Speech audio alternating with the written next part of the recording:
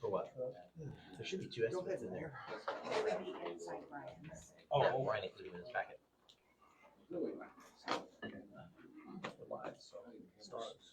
All right, we need to call the meeting to order for the public hearing in regards to the home sales tax recommendation. You'll take attendance, please. Commissioner Cochran. Present. Commissioner Story. Present. Commissioner Garvelia. Present. Commissioner Case. Here. Mayor Messerschmidt. Present. For those that have any conversations for or against, what we're asking this evening is reserve it to 5 minutes to make sure we give a chance for everybody to speak before our 5 o'clock meeting. But then also, if you please come to the podium, that way you might be able to pick it up on the camera. And we're just going to open it up for any conversation or discussion, either from the council and or from the public or any from our city employees.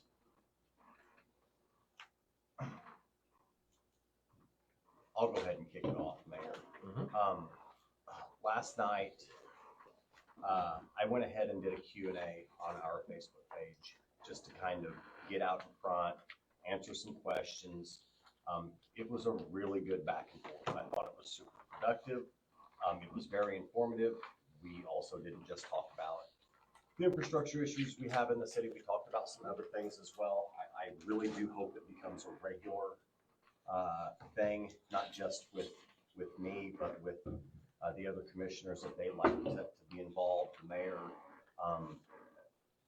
But we've talked about it for years. I think we got a front row seat Friday with just how bad the infrastructure is in our municipality. And not all of it is just crumbling and falling apart, but we have some major arteries that have some significant issues. And what has pressed this issue is the looming IDOT projects. And one question was asked last night, which was, why doesn't IDOT pay to move the lines out of their road? Because it's not IDOT's lines. They're our lines. They're our responsibility. So we have to move them. When we talk about what's fair to each, that's still taxpayer money as well, but it's not IDOT's fault that those lines are in the middle of their road. The really bad thing is the infrastructure on West Main isn't terrible. Not nearly as bad as Spaney Street or South Main or East Main, but it's the current pressing project. The state begins let bidding in Q1 or Q2 of next year. They'll begin, they're in the middle of their property acquisition right now.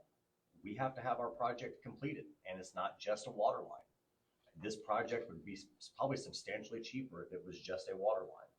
But when we have to install a new sewer line and it's got to be open trenched, it gets expensive. It's not optimum, but the can's been kicked down the road for so many years by so many councils. The chickens have come home to roost. This has to be done. I said last night, from the finance side, the city's been saving money prior to this project coming into play.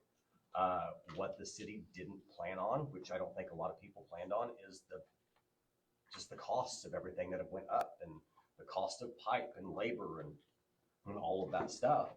And what had originally been probably shot as a $3 million project is going to look closer to $4.5. If it comes under, fantastic. That's always great when projects come under budget. It's not often it happens. I think we know that. I think everybody in attendance knows that that's just the way it goes.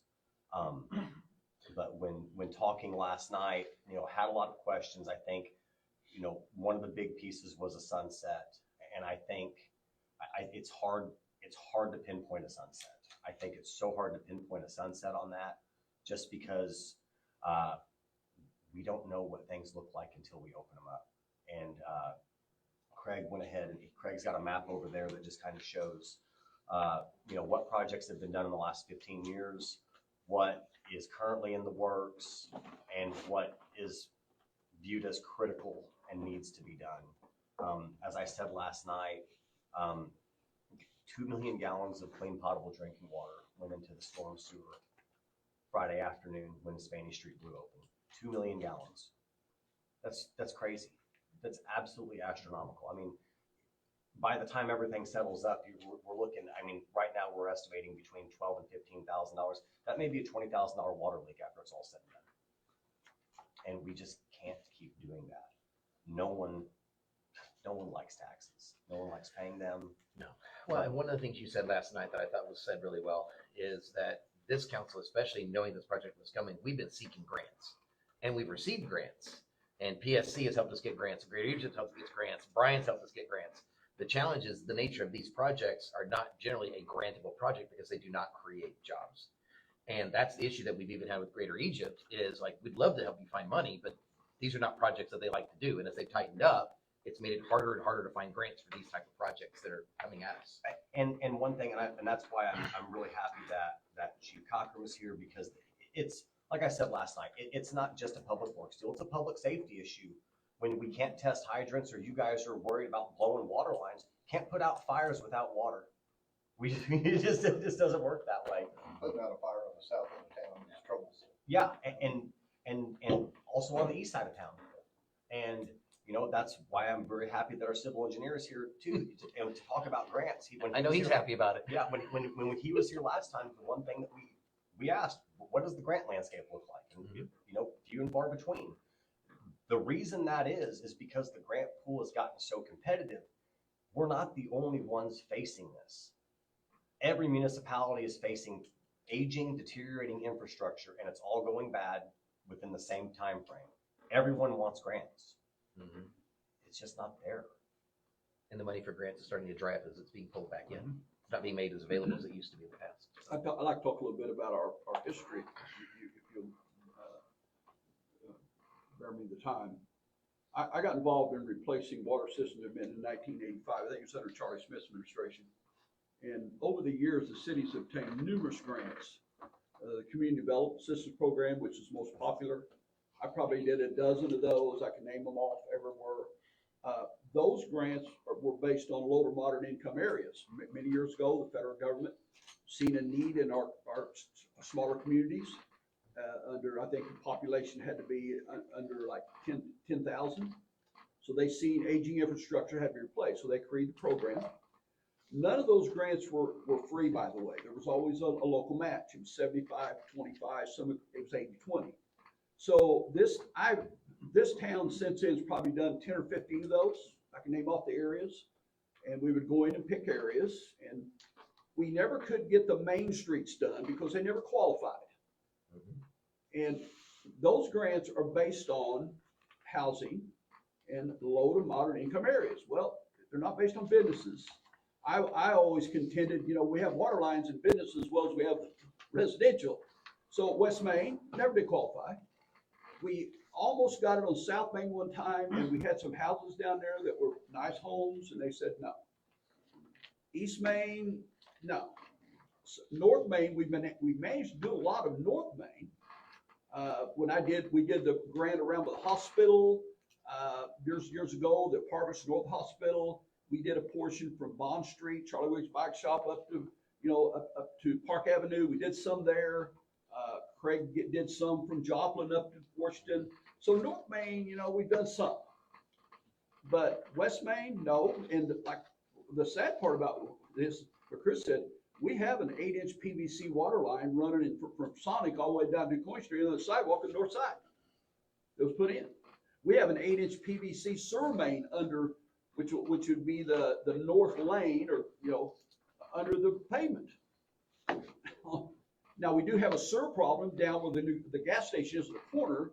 Guys are always out cleaning it out because we have a real sewer problem down there. We have a flooding problem at DuQuoin, which is that we take care of. So I'm looking at the positive side here, what we're getting.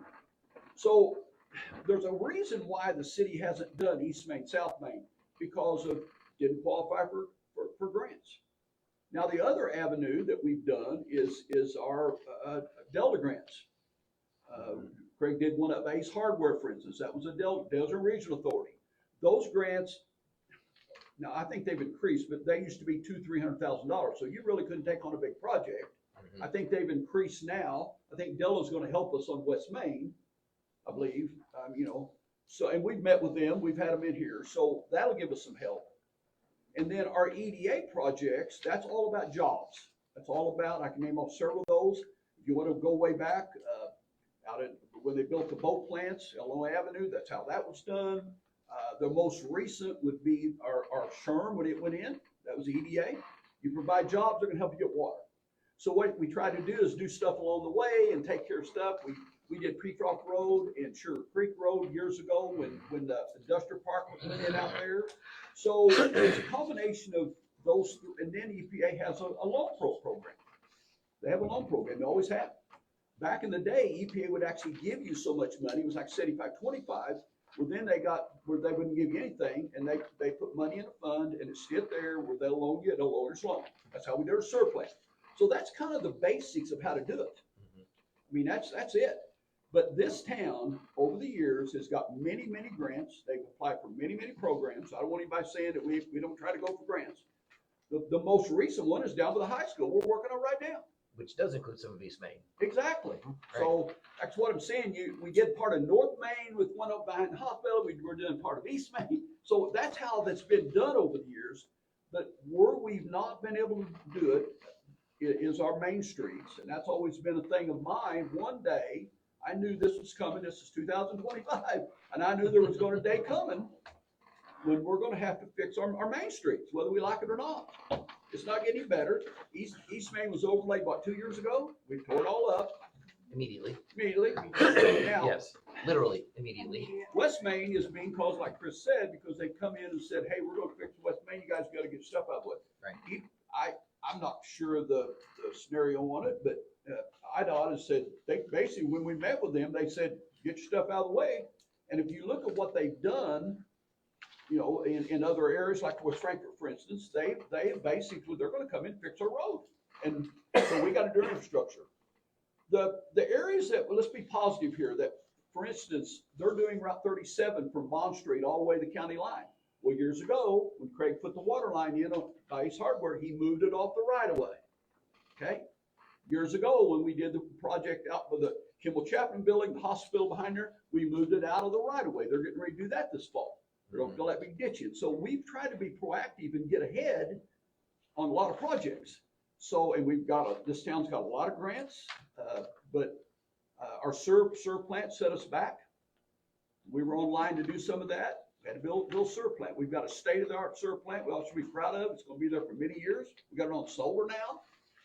So that's one thing that a lot of towns, I know there's a town over here to the west that's struggling trying to get theirs updated.